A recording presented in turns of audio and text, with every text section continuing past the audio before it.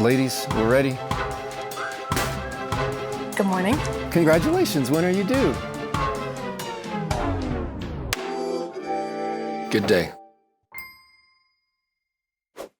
Welcome to another episode of Good Day. My name is Daniel Bennett, and it's great to have you join us today. And I want to talk to you all about the giveaway that we're doing right now, and that is the little booklet by Andrew, How to Become a Water Walker.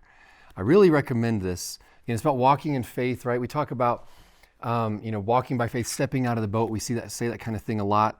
And so there's just a lot of good stuff in here about kind of our attitude, having faith, hearing God, things like that. And so I'd highly recommend checking this out. If you go to gooddaygtn.com, you can get this for free, the little physical copy, or you can also call us for 709-635-1111 if you want to find out anything about other resources, or if you'd like to become a partner with this ministry, or sow into it, or ask for prayer, anything like that. So I do recommend it. One of my favorite paintings is actually a painting of Peter walking on water toward Jesus.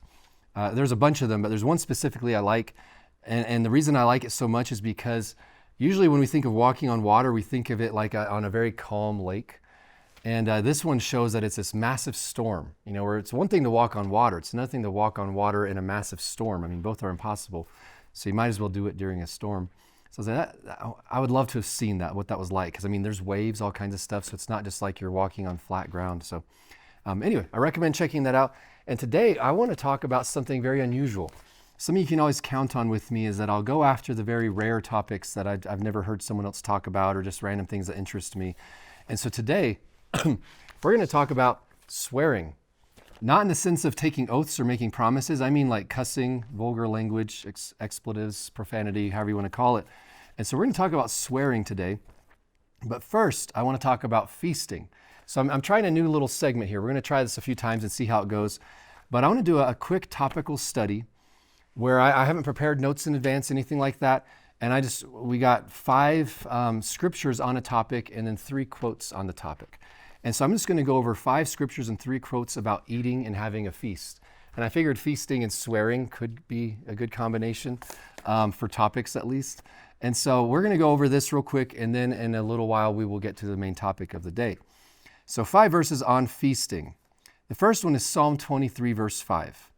You prepare a table before me in the presence of my enemies. You anoint my head with oil. My cup runs over. Right, so you prepare a table before me in the presence of my enemies. And I do like that because, you can take this in a very spiritual sense. And that's how many times we read things. It's like, oh yeah, I'll have more than enough. I'll have provision. But the Bible has many examples where God is the one who invented food. God enjoys food. Feasting is a great thing. You see a lot of things about, that's one of the ways to walk in victory, right? Is like, not only do you have a peace from your enemies, right? Your enemies can't get you, but you're also just enjoying a nice meal while your enemies can't get you. So it's not just removing bad stuff, but it's the presence of really good things. Revelation 19, verse 9. So then he said to me, write, blessed are those who are called to the marriage supper of the Lamb. And he said to me, these are true sayings of God. Right? You could dive into that more about the marriage supper of the Lamb. But again, I don't think all these things are just spiritual. I think that God genuinely is talking about he wants to have a feast with us. Just like with the prodigal son, when he comes back, the father throws a feast for him. Right? It's a biblical form of celebrating. It's supposed to be fun. Even in Psalm 23:5, where it talks about my cup runs over. I have more than enough. I doubt he's referring to water, but that's a different topic. Nehemiah 8, verse 10. Then he said to them, go your way, eat the fat, drink the sweet, and send portions to those for whom nothing is prepared. For this day is holy to our Lord. Do not sorrow, for the joy of the Lord is your strength. Right? And so here, I love this scripture, and usually I just focus on the last part.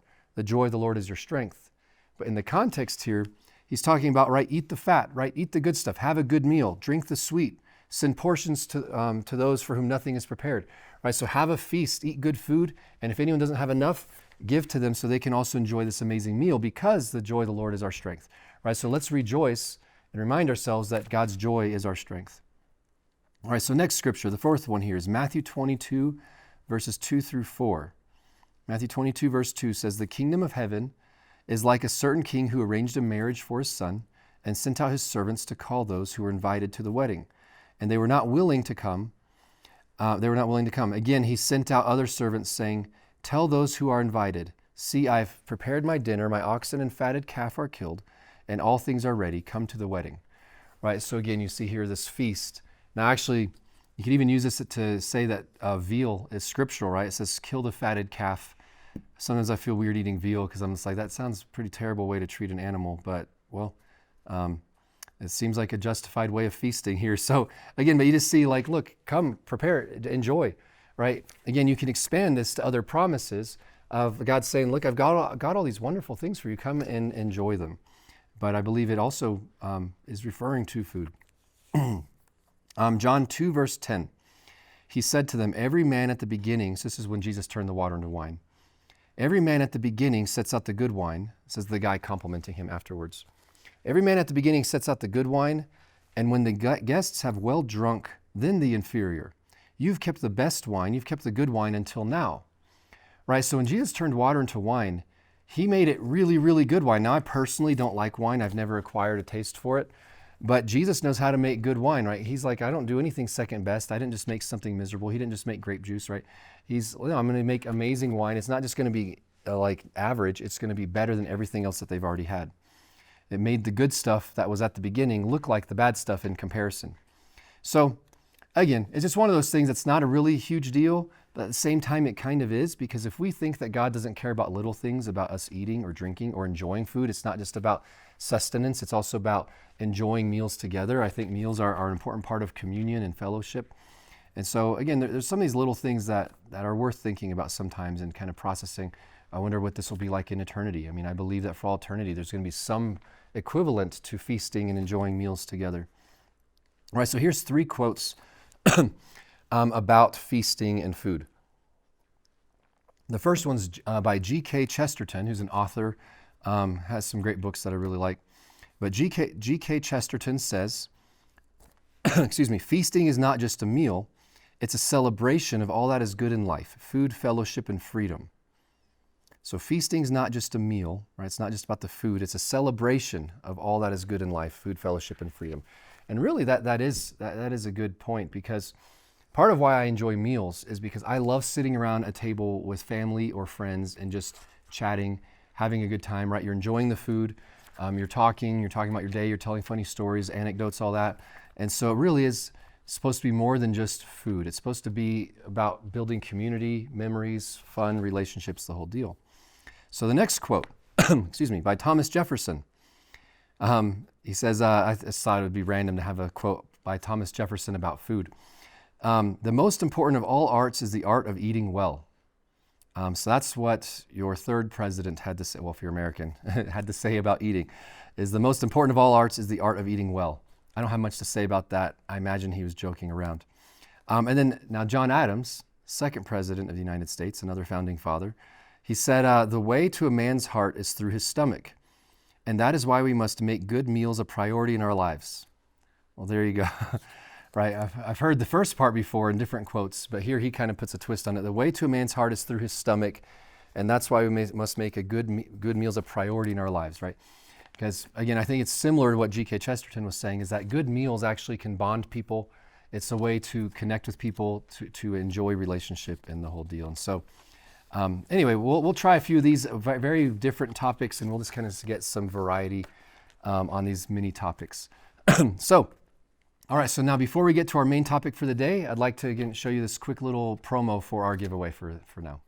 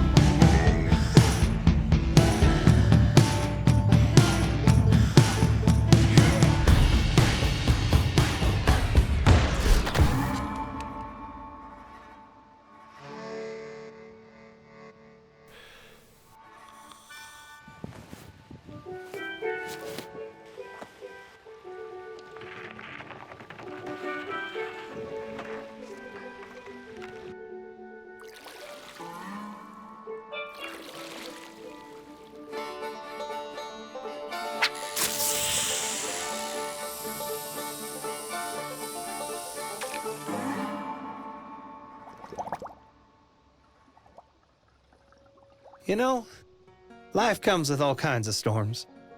But when your boat is sinking, you might want to step out and learn how to be a water walker. Log on to GoodDayGTN.com to get your free copy today. I hope you guys enjoy those funny little commercials. Yeah, Matt did a great job. The whole team who filmed that did a great job. I always think those are funny. But yeah, I do encourage you to check that out, GoodDayGTN.com. And so, as I mentioned, I want to talk about swearing today. And partly it's because I like unusual topics, because there's a bunch of topics everybody talks about, and then there's some no one does. And so, I always had to figure stuff out on my own. And so, yeah, swearing's one of those where I find that everybody has to make a decision about it at some point, but at the same time, a lot of times people are either afraid to talk about it, or they don't want to come across as legalistic, or they don't want to come across as whatever, or like they're endorsing it or things like that. And so, yeah, I'm just going to tackle this topic for a little bit. This isn't like an in-depth Bible study about it. This is more just some thoughts. I'm not trying to tell you what you should believe one way or the other. I'm trying more just to kind of spark some thoughts so you can make your own decision. Again, to clarify, I'm not really speaking about making oaths and promises, that kind of swearing. That's different. I'm referring to profanity, cussing, however you want to call it, right? So, before I start though, I want to give some context on where I'm coming from. So first of all, I don't swear, and second of all, it doesn't bother me one bit.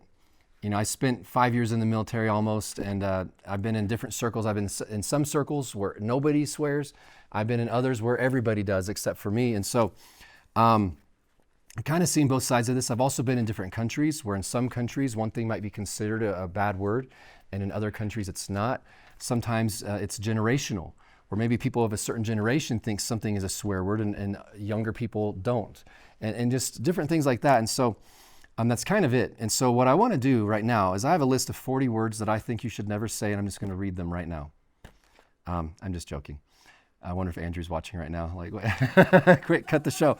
And so, no, I mean, that's kind of the point though, right? Is like there's no list of words in the Bible where it says don't say these words. Okay, so I'm not saying that it's not, no one can have a list out there. I do want to look at some scriptures on this just to kind of cover some basics. I'm not doing a Bible study on this, but I do want to show a few scriptures that talk about this in a sense. So the first one's Ephesians 4, verse 29.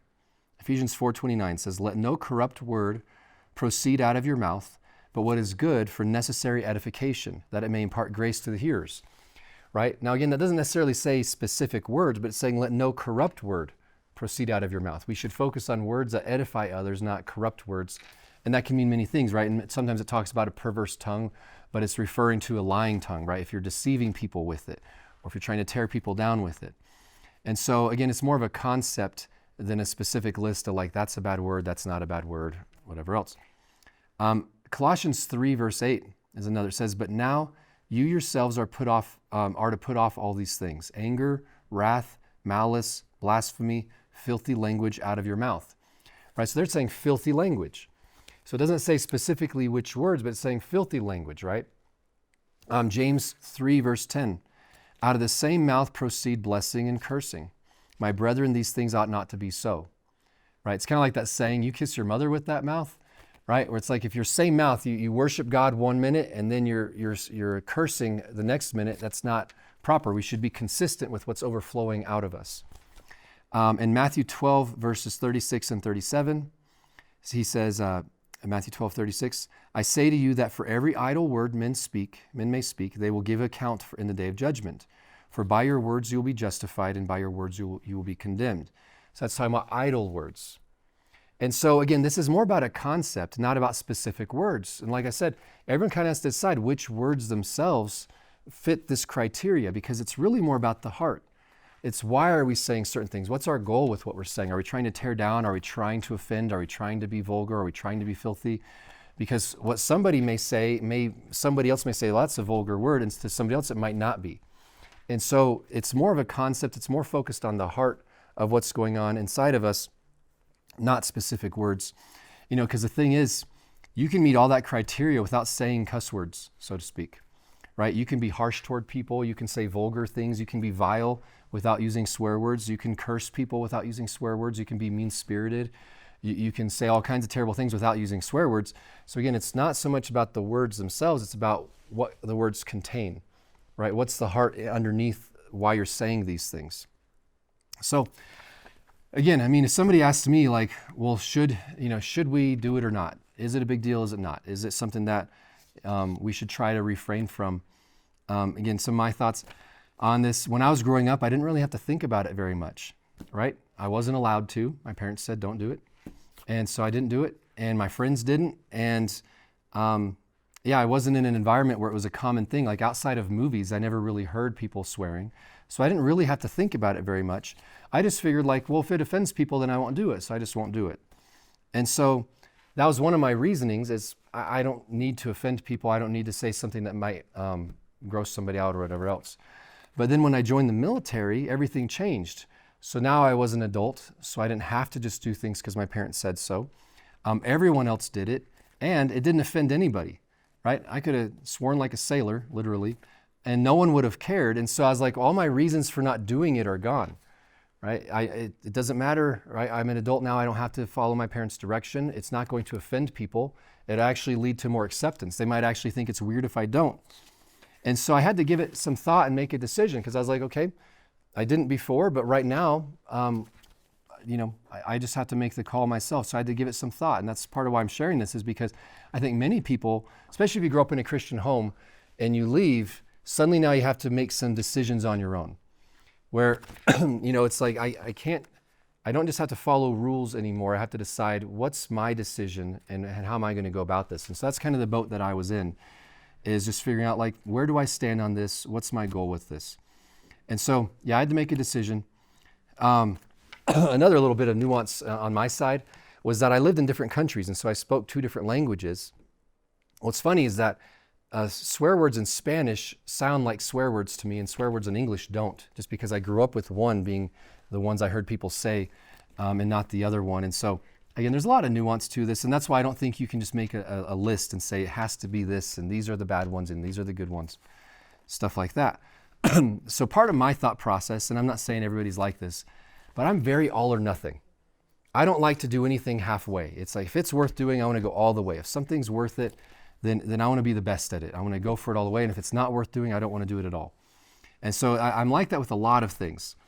I even joke around that, I have an addictive personality in a sense where it's, if I get into something, I'm most likely going to get so sucked into it, I'll just go crazy with it. So because of that, I was like, if I go down this path, if I start swearing, and again, I was in an environment where it was welcome, it was celebrated if you were good at it. Because you'd hear some people and you're like, man, that is the most creative, funny swearing I've ever heard in my life. And part of me is like, maybe I should jump in and try to be the best. If I'm going to do it, let's be the best.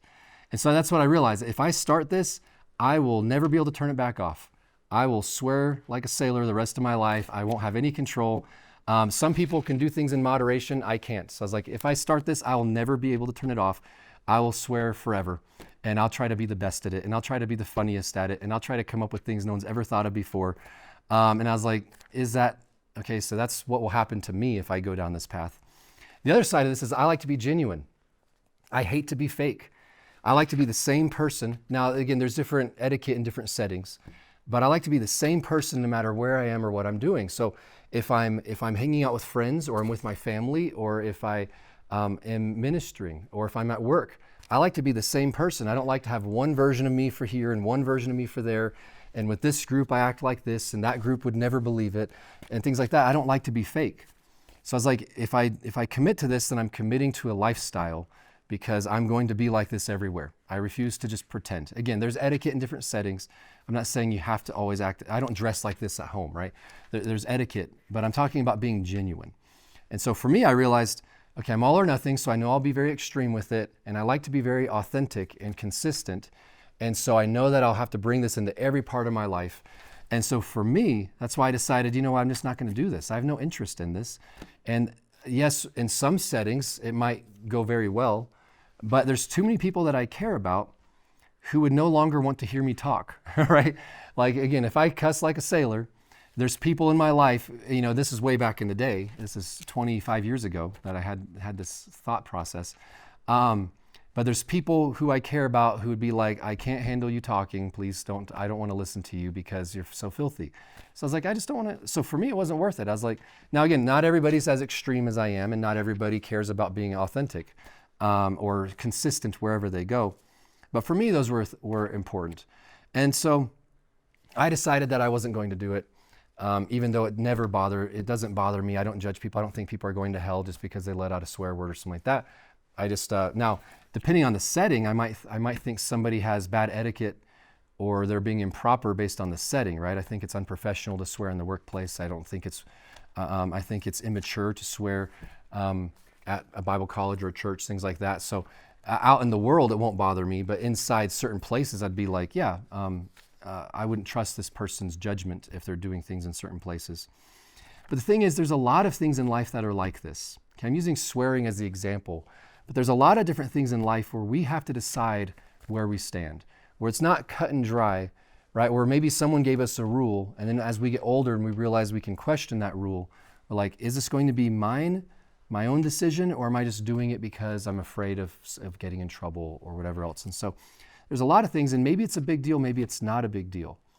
What I like to do, instead of just making an arbitrary decision and saying like, I guess I'll just do that, is I like to try and connect it to something in me that is a big deal, right? So for me, I was like, I don't really care that much one way or the other, but what are some things I do care about a lot? And so I was like, well, I do care about being genuine. I do care about honoring other people. I do care about, so I connected it to some things that are a big deal. Even though on the surface, it's not a big deal. I was like, well, I'll make my decision based on things that are a big deal to me. And so, for me, I was motivated by caring about other people because I was like, if I go around living like this, like crazy, very openly, it could make some people stumble, the whole deal. It's funny, I had a friend when I was in the military. This is when I was in the Air Force, and he was a Marine. And he was a Marine. He swore up a storm all the time, nonstop. He didn't even realize it, but he didn't know he was doing it. And he was so genuine and so kind. He loved Jesus with all his heart. And he would tell you stories about Jesus while cussing. He would even cuss while he's saying like, God told me this, and he'd quote God with swear words. And I'd be cracking up because he didn't even realize it. Like the culture and his upbringing that he didn't even think twice. These were just little sentence decorations to him. He wasn't trying to be vulgar. He wasn't trying to do any of that kind of stuff. And so, I thought it was hilarious because he would even preach. He would even like share at Bible studies or share in front of people. And he'd be like, why are people gasping in shock while I'm teaching? And I was like, if you see me laughing in the back, it's because you're cussing while you're ministering. And so, again, his heart was pure in it. But then later on, he's like, well, people won't receive from me if I keep doing this. And so he tried to be set free from it and try to break away from the habit.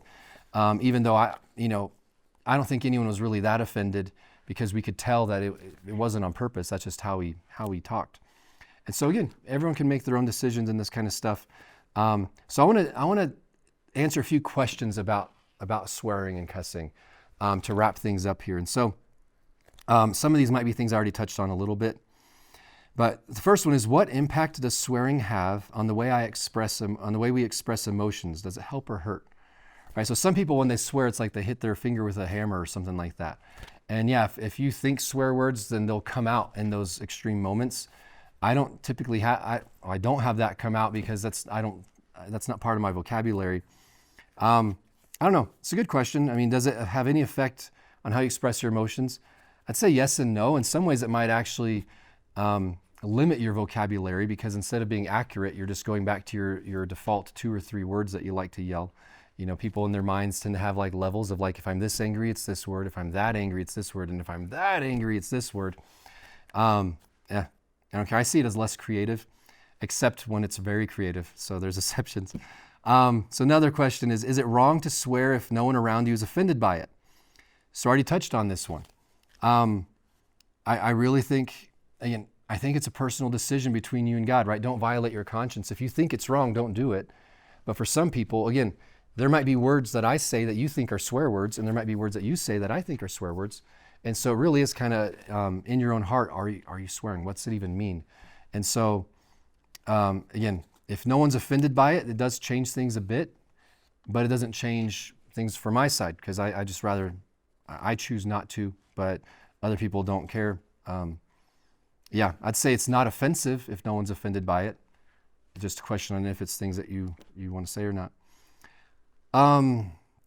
Let's see. No, yeah, can swearing ever be a good thing, like for humor, emphasis, or venting emotions?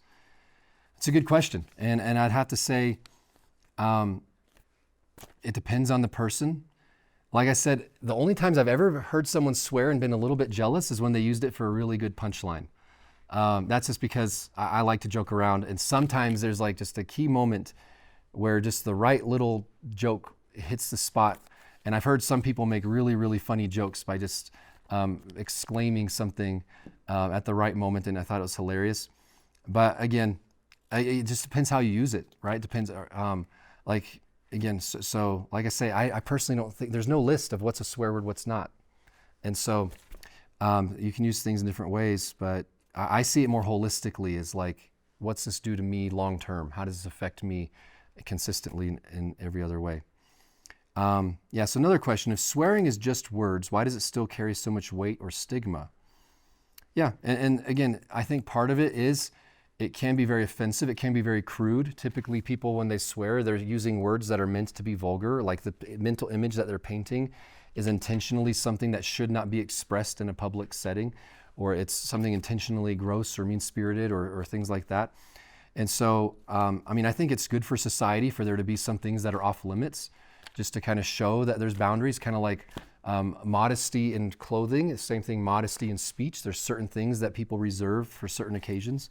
I mean, you see movies and stuff back in the day where like men wouldn't swear in front of women, and women would never swear because it was considered a very manly, vulgar thing to do. And so, but some of that's cultural, and sometimes those cultures are gone. Let's see here real quick. Yeah, so this question, how do you handle situations where everyone else swears, but you're not sure if you should? Again, that's where it comes down to your own personal conviction. You know, I joke around about how much I don't care about peer pressure. So if people pressure me to do something or not to do something, I really don't care. I like to make my own decisions of who I am and what I want to do.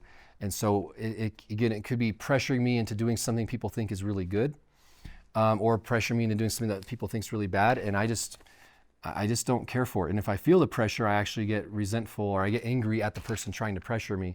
Because it's like, I make my own decisions. I choose, you know, how I want to talk, the whole deal. Anyway, hope this is helpful in some way. For many of you, this might not be an issue, but I know for some people out there, this is the kind of thing that they're just wondering, like, well, what do I do? What decisions should I make? So before we wrap up, I do want to encourage you again to go to gooddayGTN.com to check out this. It's our free giveaway, How to Become a Water Walker. I think you'll really enjoy it. And so, again, free little booklet. It doesn't take that long to read. But again, I encourage you to collect them all if you can. I hope you have an amazing rest of your day, and we'll see you next time.